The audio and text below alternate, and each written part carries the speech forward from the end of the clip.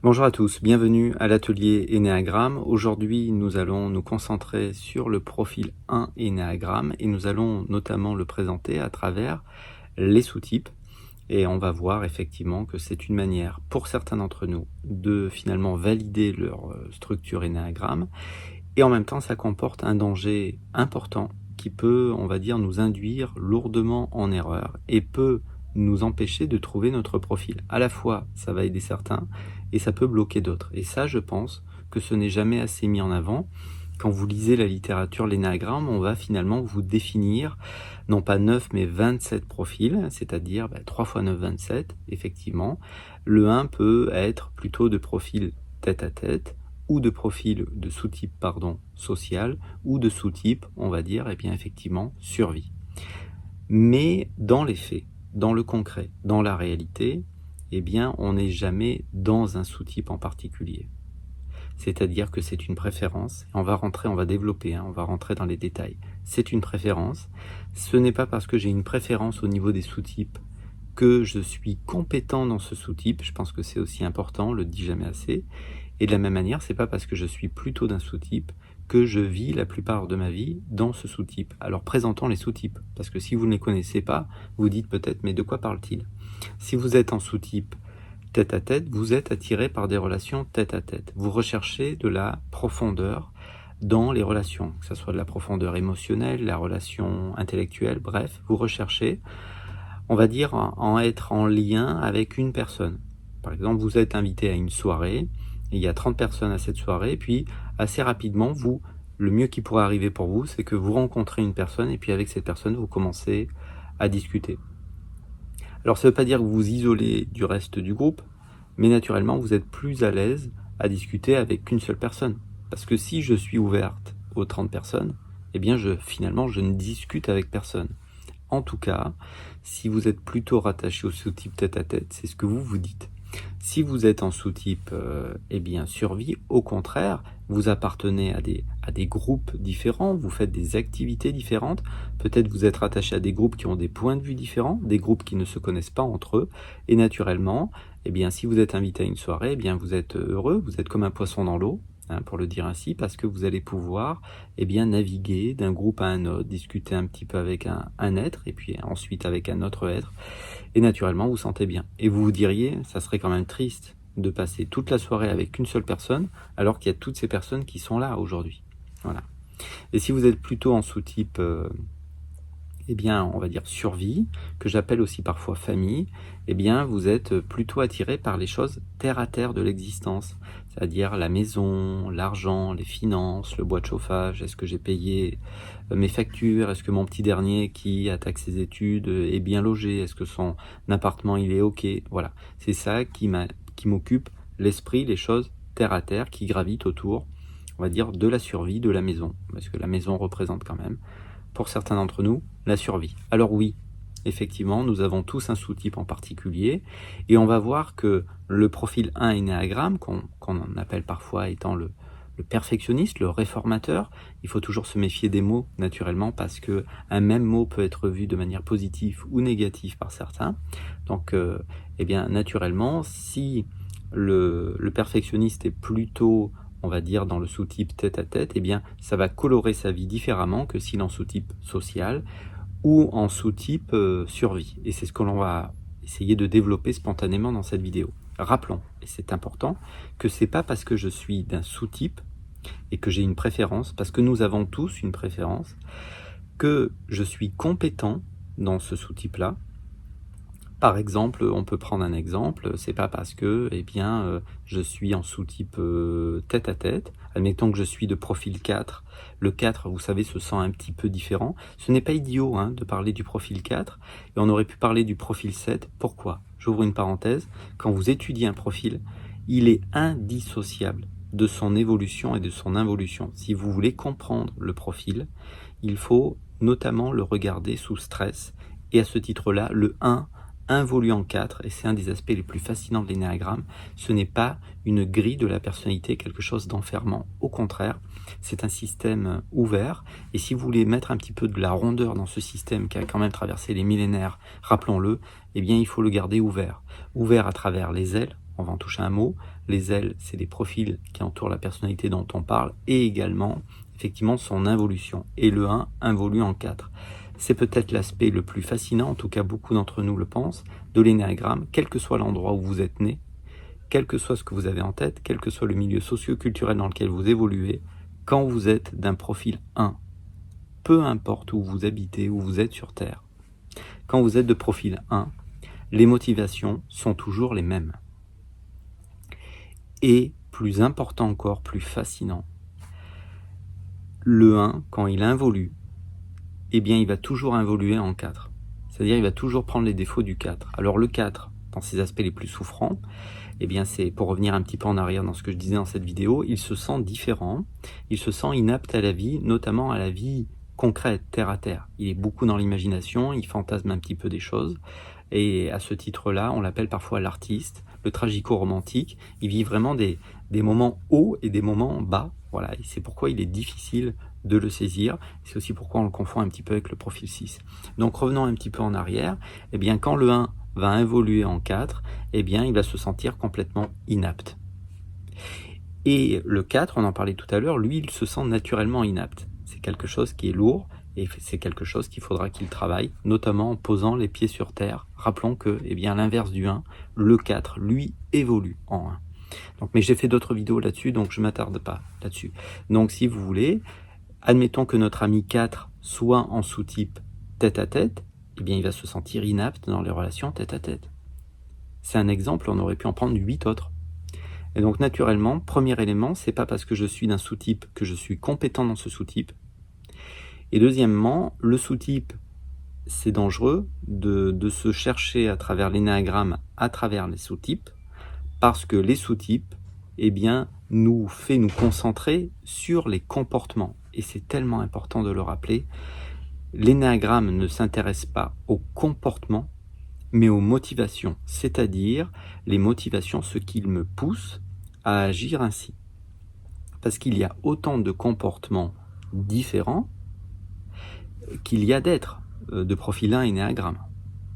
Néanmoins, c'est vrai que ça donne une coloration particulière. Il y a quelque chose que j'appelle, en ce qui me concerne, le cercle de perfection, et c'est ça qui va notamment modeler de beaucoup les comportements du profil 1. Alors le 1, voilà, on revient tout petit peu, on le présente un tout petit peu. Le 1, c'est le perfectionniste, le réformateur, c'est celui qui veut vivre selon ses idéaux, et il veut également, eh bien, réformer tout ce qui n'est pas dans son sens. À partir du moment où la chose dont on parle est dans le cercle de perfection. Je vais développer. Donc naturellement, le 1 a pour elle eh bien, le 9 et le 2. Avec son L en 9, eh bien, il a un côté médiateur. Le 1 n'aime pas le conflit. C'est aussi pourquoi parfois il se tait beaucoup. Mais c'est pas parce qu'il se tait qu'il ne critique pas. Il critique énormément dans sa tête. Si on fait une petite ouverture vers l'analyse transactionnelle, ça aussi on regardera ça dans d'autres vidéos si vous le souhaitez. Eric Berne, naturellement, qui a proposé l'analyse transactionnelle et notamment les états du mois, eh bien on peut vraiment dire qu'il a, on va dire, un parent normatif, c'est-à-dire un parent qui tape fort sur les doigts. Et ce parent qui tape fort sur les doigts, c'est tout simplement son mental qui lui dicte ce qui est correct ou incorrect. Mais, et c'est important, ça dépend si, on va dire, la chose dont on parle est dans le cercle de perfection ou pas. Parce qu'il y a beaucoup de choses, finalement, dont le 1 se contrefout d'une certaine manière. C'est-à-dire, tout ce qui n'est pas important, eh bien, naturellement, il va pouvoir lâcher prise. Il est juste dans une pression folle, dans là où il a mis de la perfection. Alors, et c'est là où les sous-types sont intéressants. Alors, avec son L en 9, il déteste le conflit. Voilà, et avec son L en 2, eh bien, c'est l'aidant. Il aime aider. Et là, on pourrait parler, encore une fois, un instant de l'analyse transactionnelle. Parent nourricier, naturellement, il veut aider. Mais s'il va pas très bien, il va vouloir aider l'autre à changer tel que lui voit les choses. Alors qu'on aide naturellement un être que quand on l'aide à aller dans le sens que lui veut. Je ferme ici cette petite parenthèse. Alors allons-y maintenant, on va pouvoir parler naturellement des sous-types. Eh bien, si il est effectivement en sous-type, et c'est une question de préférence, hein, alors c'est important, c'est-à-dire que on ne peut pas dire Clara est de profil 1 sous-type tête à tête. Parce que ça ne marche pas. Parce que dans la vraie vie, si vous voulez, oui, j'ai une préférence. Clara a une préférence dans notre exemple pour le sous-type tête-à-tête, mais la vie l'emmène la plupart du temps, si ça se trouve, à être, on va dire, en social ou en survie. On va prendre un exemple. Clara a 38 ans, elle a 3 enfants en bas âge, et naturellement, elle passe la plupart de son temps en survie, en famille. Donc si à travers son comportement, peut-être que c'est intéressant ce que je suis en train de dire tout de suite, je ne sais pas, vous voyez, hein, si à travers le comportement qu'elle a, elle cherche son sous-type principal, elle risque de ne pas le trouver. Parce que oui, elle est dans notre exemple en sous-type tête à tête, mais la vie l'emmène, parce qu'encore une fois, elle a des enfants en bas âge, à passer le plus clair de son temps en famille. Voilà peut-être pourquoi elle n'est pas si heureuse que ça en couple, par exemple, parce qu'il lui manque quelque chose. C'est possible hein, que ça se passe comme ça. C'est un cas de figure, voilà, encore une fois. Mais vouloir séparer les uns par sous-type, c'est une erreur. Parce que dès qu'elle sera au travail, eh bien naturellement, elle passe par exemple beaucoup de temps en sous-type social. Et c'est pas forcément là où elle est le plus à l'aise, mais c'est là où elle passe le plus de temps. Donc rechercher effectivement notre sous-type, ça va être intéressant pour certains d'entre nous parce que ça va venir valider le profil, mais si on essaye de le mettre, on va dire, en corrélation, en lumière avec ce que l'on vit au quotidien, on risque de se dire mais non, je n'arrive pas à me trouver pour certains êtres, et puis naturellement, c'est pas parce que je suis d'un sous-type que je suis compétent, c'est-à-dire à l'aise dans ce sous-type. Je pense que c'est important. Néanmoins, allons-y, développons un petit peu. Alors, si effectivement Clara est en sous-type tête à tête, eh bien, elle va rechercher à travers peut-être la relation qu'elle a avec son copain de la perfection. Et elle va voir chez son copain beaucoup d'imperfections. Et donc, il y a un côté qui est chez elle où, d'ailleurs, intérieurement, le 1, le perfectionniste, se sent, il se sent rempli d'imperfections. C'est pour ça qu'il veut se changer, qu'il veut s'améliorer. Et de la même manière, comme Clara aime son conjoint, elle veut changer son conjoint. Donc, si vous voulez, son attention est fixée sur son conjoint. Mais quand elle est invitée en soirée, quand elle est en social, elle ne fonctionne pas comme un profil 1 énéagramme. Je ne sais pas si elle ne fonctionne plus, elle est détendue, puisqu'il n'y a rien dans le cercle de perfection. Par contre, j'ouvre une petite parenthèse, si à cette soirée elle rencontre une personne qu'elle apprécie beaucoup, elle se fait une copine, etc., elle partage des choses ensemble, elles font du tennis ensemble, admettons, eh bien elle risque, c'est possible, c'est pas une obligation, de faire rentrer son amie dans son cercle de perfection. C'est-à-dire elle va vouloir que les choses se passent d'une certaine manière, elle va vouloir qu'on se retrouve toujours un quart d'heure avant, qu'on fasse du tennis au même endroit. Voilà, c'est-à-dire c'est une question de perfection. C'est-à-dire qu'effectivement, n'importe quoi peut rentrer dans le cercle de perfection.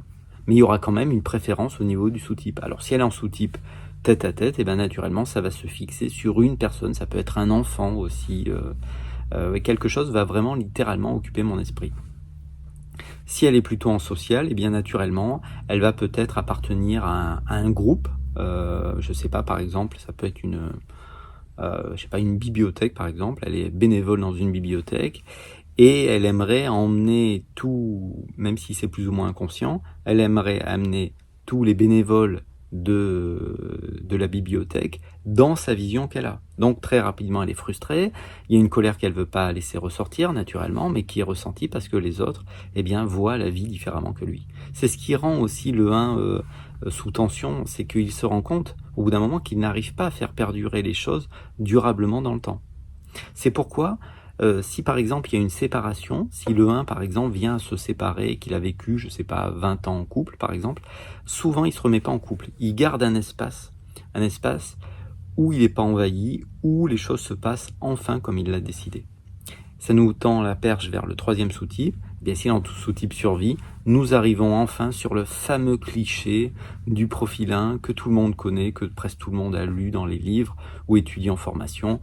Le 1 veut que ça soit tout à fait parfait, qu'on puisse presque manger par terre, dans la cuisine. C'est un cliché.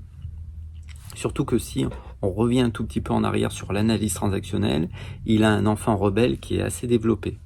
Et là, ça fait un pont sur, on va dire, les systèmes de défense mentale.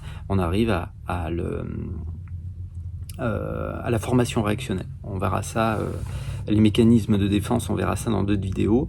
Et la formation réactionnelle, souvent, le fait avoir des comportements différents de ce qu'il a vu comme étant la perfection. Voilà. On va le dire ainsi, mais on développera dans d'autres vidéos.